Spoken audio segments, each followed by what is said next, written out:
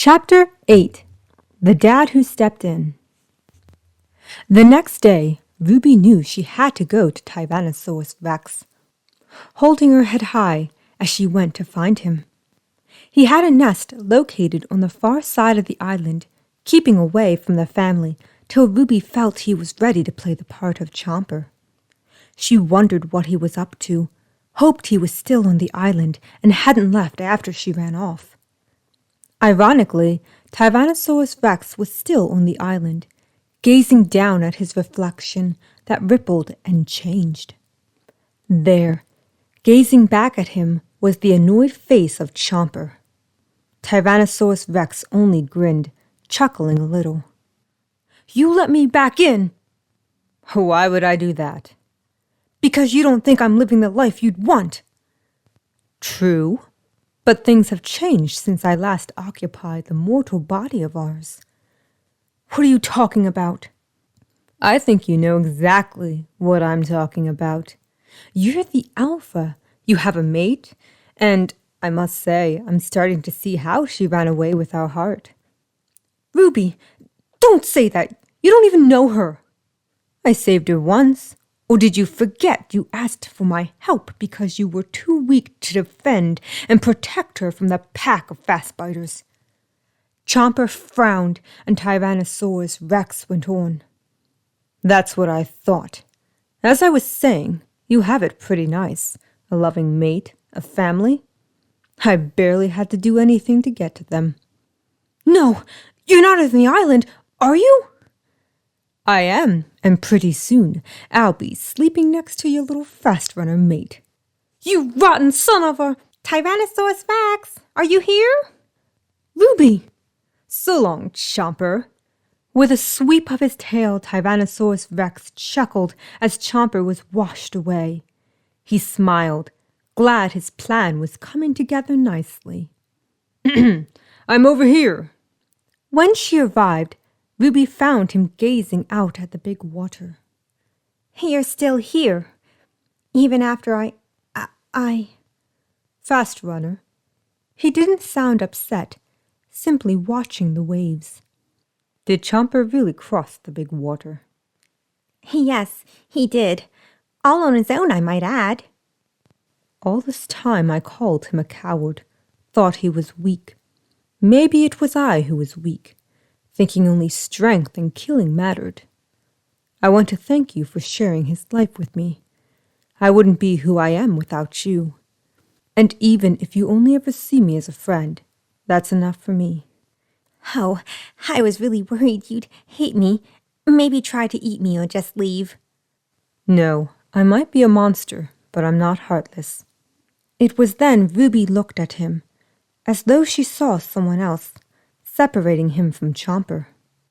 "I see you." His gaze fell upon her with tenderness. "And I see you." It was then Ruby knew in her heart she could trust him, that he was ready. "Tyrex." "Wait, who?" "Sorry, I figured it's shorter than saying Tyrannosaurus Rex all the time. Do you hate the nickname? Despise the nickname, do you?" "I like it, Fast Runner." Taking his hand, she led him away from the nest to her and Chomper's home. There, Trudy and Rodney looked up, smiling when they saw Chomper. The kids lit up, Fang rushing to hug him, assuming he was no different than when he left. "Father, I'm so glad you've returned." Tyrex only smiled shyly, patting her head, not sure what else to do. "I barely remember you." Claw couldn't speak before Chomper left. So much had changed in his time away. "Fang, Claw, my children." Behind Ruby, Star hid, never seeing or knowing her father, only ever hearing about him. "Star, it's okay. This is your father. Your father he is." Tyrex smiled, or did his best to smile tenderly, not wanting to scare the small girl. Wow, who'd have ever thought the dark side would ever care about such a thing? Slowly, Star crept out, being a fast runner, but her skin was like his, along with her red eyes. It was then Tyrex had no choice but to believe she was his, well, Ruby and Chomper's child, for she held a mix of their scent. Then it meant Ruby was telling the truth about the sky beings. He was in fact a hybrid himself, an outsider to the world. Daddy? Star asked meekly. Yes, child, I'm your father. She trotted over and hugged him, all three embracing him lovingly. There, Tyrex for the first time in his life felt tears in his eyes, blinking them back, not wanting to lose it. Trudy and Rodney glanced from Tyrex to Ruby, who nodded to them. Screech and Thud were among the group, keeping an eye on the second boss, glad to see he was calmer, not as aggressive or violent as the guy they thought Tyrex to be. Once Tyrex rejoined the family, they were still adjusting to do. For when he planned to take Fang out on a hunt, Ruby stood with Claw. Fast Runner, what's wrong? Claw is going too. Tyrex held a worried look. One moment, kids. Your mom and I need to talk. Walking a few feet away, he whispered, Claw's prey. Seems odd teaching him how to hunt. Well, you were a Sharptooth who grew up in the leaf-eater-infested Great Valley, and now you're questioning Normalize? Fair point. I'll do my best. He just wants to be included, that's all. Tyrex was reluctant, yet took Claw with he and Fang. In the jungle they went, Tyrex sniffing the earth and air, Fang doing the same, while Claw struggled to find the scent. Right, once you have the scent, but I don't have the scent. That's because your nose sucks, unlike mine, which is perfect for hunting. Fang sighed and spoke. At least I don't have an ugly fit on my back. At least I'm not prey. Okay, settle down, Tyrex snapped, clearing his throat to cool his tone. Fang, we have to be respectful of Claw, because of the thing, the line, life thing. You mean the circle of life? That's it, yes. I always say that, don't I? I don't recall you ever saying that. That's because you didn't work with Father the way I did. You were still too little to go, which was probably for the best. Regardless, Claw, you'll have to rely on other senses, like hearing, observation, and so forth. Tyrex showed Claw the damp grass that was pushed down. If it's early morning, you can find the trail cut through the dew. It took all of Tyrex's patience to work with the pair who'd bicker and go back and forth as siblings did. Tyrex assumed since he nor Chomper ever had siblings, though he and Chomper were never the type to agree completely and often disagreed on things, so he cut them some slack. When they found the creature they were tracking, after Fang pounced, he stopped her, feeling it was the right thing to do. Why did you stop her? I thought she's supposed to attack and kill the thing.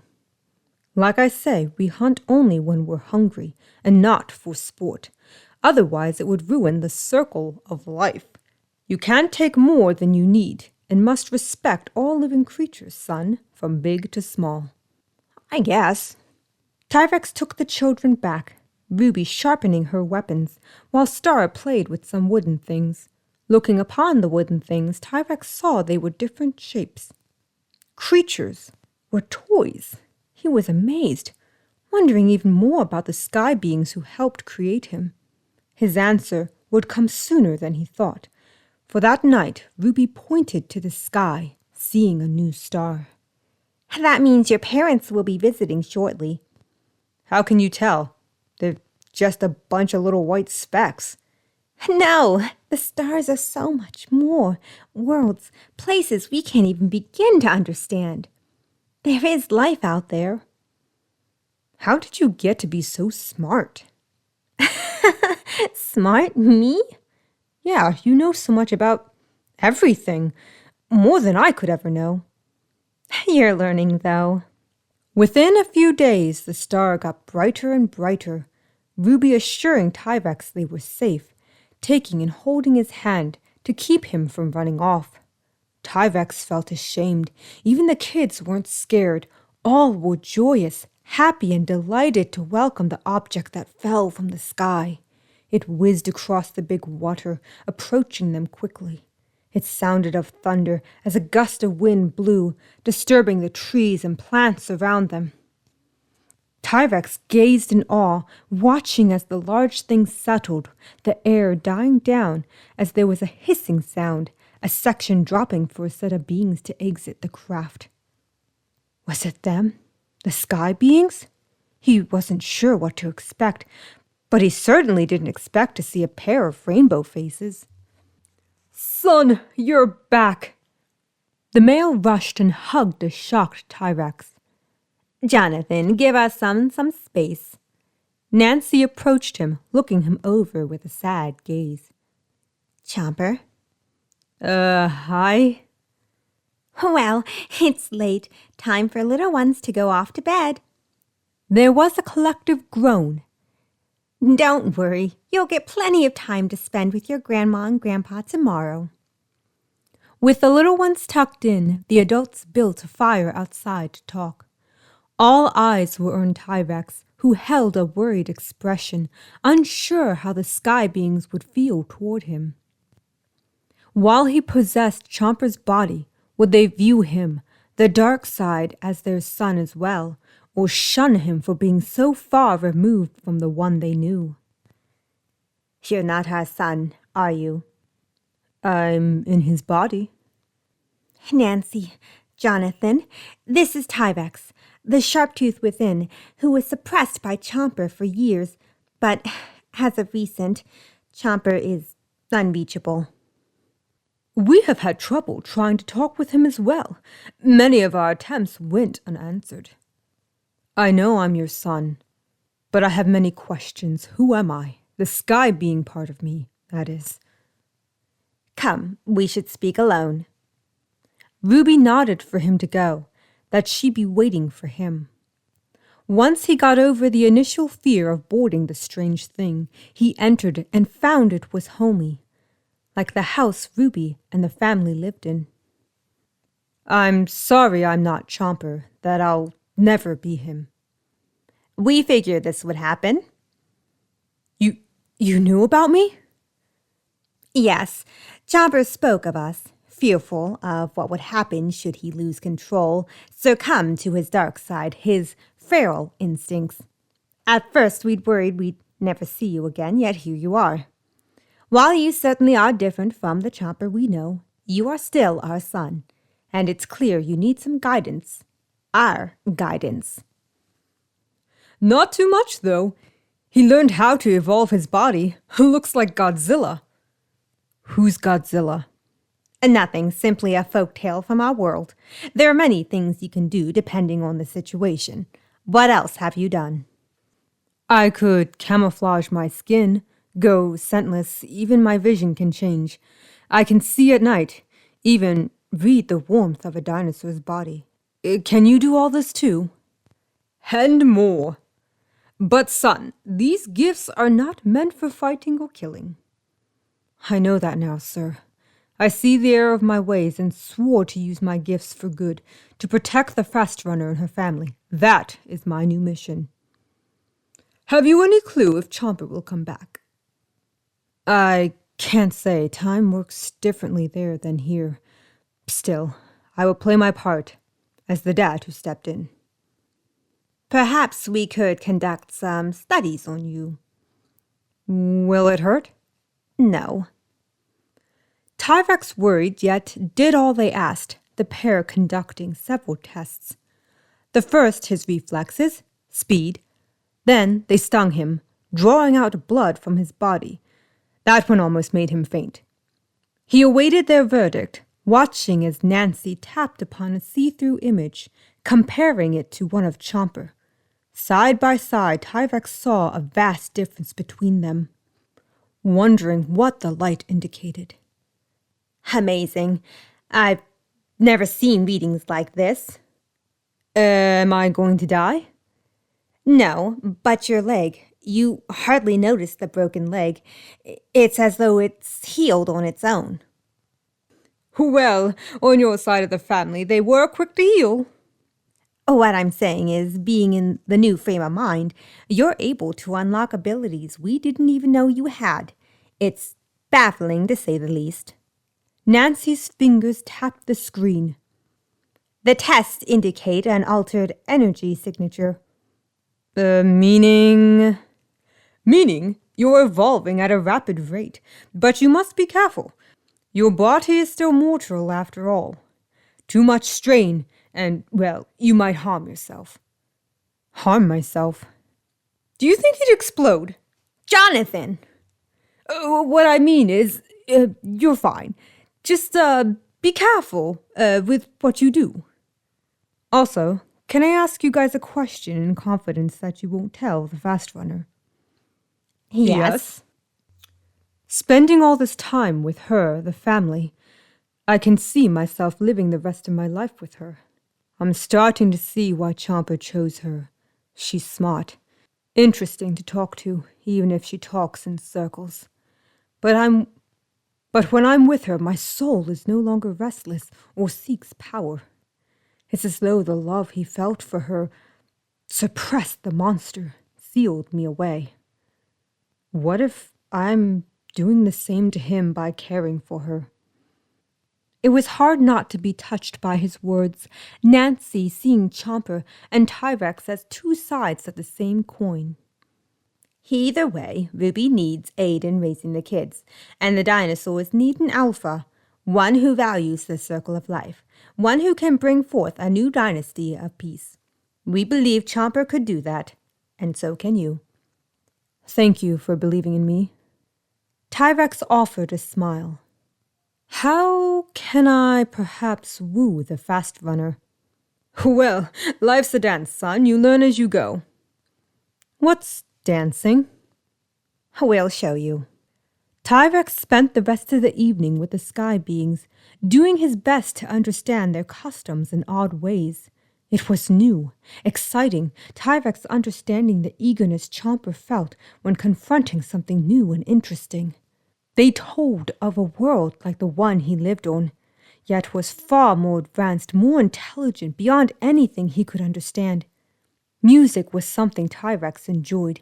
Nancy and Jonathan explaining things called instruments that created sound, no different than the dinosaurs who made certain sounds as well.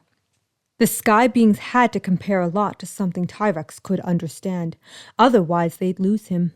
All of it was new, was something Tyrex felt lucky to be able to experience for himself.